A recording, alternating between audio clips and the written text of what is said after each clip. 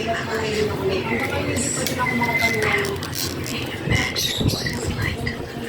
Kaya kami yung pinaka-import ko ba sa yung sa ang naging may isang brand ko yung padala sa akin na yung transition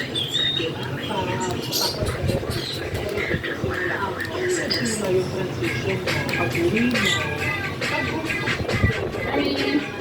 Nag-ask ng mga brands na makakapag mo.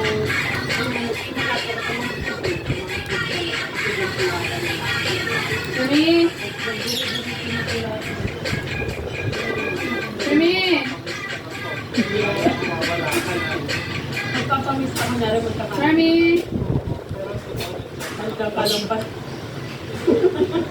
Nang-budol lang ng mga viewers. Pero hindi kasi dapat talaga mag-stay ako doon for good na. Hindi naman ko for good. After school, bala ko na din dito. Tapos mag-resident. Yun nga yung diba pinag-usapan natin. Nakwento mo na parang dito na ako.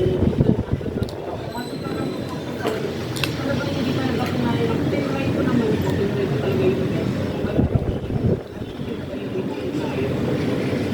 Siguro yung lungkot na kasi sa lokang pagdating ko doon, sabi ko, ano ito nang trip? Sana sa Pilipinas na lang ako.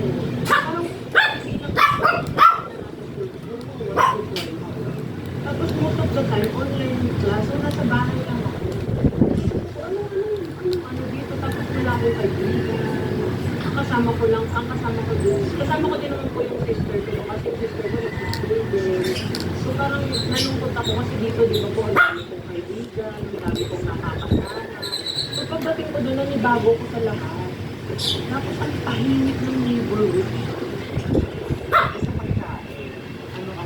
Masaya ka naman sa pagkain. Yes, masaya naman po. Siyempre. Sabi pagpunta ko doon, research ako, ano ba yung sarap dito sa kain? Kukulayan. Okay. Sarap yung nasusuloy. Pag inom mo ng ice tea, ako pinasusuloy na. Parang yung ice tea sa Dubai.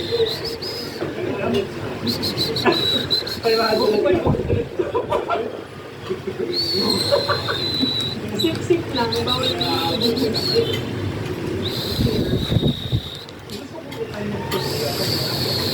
I'm not yet